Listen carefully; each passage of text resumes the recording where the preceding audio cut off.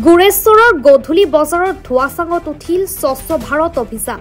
বজাৰখনলৈ অহা যোৱা কৰা এটা পথৰ কাষত পেলনীয়া আৱৰ্জনা দমে গন্ধময় পৰিৱেশৰ সৃষ্টি কৰিছে। বৃহত্তৰ গুৰেশ্বৰ অঞ্চলৰ লোকসকলে এই বজাৰখনৰ পৰাই শাক পাচলি, আলু, দাইল, মাছ মাংস আদি নিতৌ ব্যৱহাৰ কৰা সামগ্ৰী ক্ৰয় কৰে।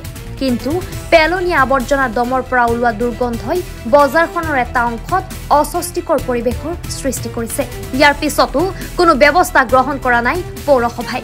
পৌৰসভাই নিয়োজিত কৰা মহলদাৰেও মাচুল সংগ্ৰহ কৰি দায়িত্ব সামৰিছে বুলি একাংশ ব্যৱসায়ীয়ে অভিযোগ কৰিছে। ফলত গ্ৰাহক তথা ব্যৱসায়ীসকলেও অস্বাস্থ্যকৰ পৰিৱেশৰ মাজত বস্তু ক্ৰয় বিক্ৰয় কৰিব লগা হৈছে।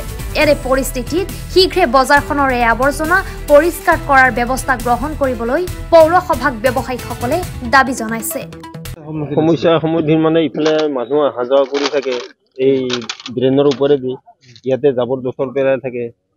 কিছুমান ব্যৱসায় সিফালৰ পৰা আনি পেলাই ইয়াতে জাবৰ জোথৰ পেলালে এতিয়া অসুবিধা হয়। ইয়াতে পেচাব কৰি থৈ যায় মানুহে, ইয়াৰ ওপৰেদি অহা যোৱা কৰি থাকিব লাগে।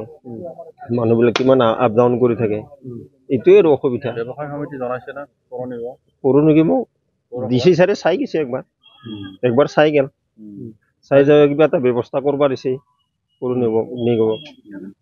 আপুনি এগৰাকী স্থানীয় ব্যক্তি হিচাপে টাউন কমিটিক কি আহ্বান জনাব? পৌৰ নিগম এতিয়া এইবিলাক ভাল কৰিলে ভাল হয় আৰু আমাৰ টাউনখন অলপ ডেভেলপ কৰিব লাগে, আমি এইটোৱে কামনা কৰোঁ। গুৰেশ্বৰৰ পৰা সত্যব্ৰত দাসৰ ৰিপৰ্ট, এনি ভাৰত 24।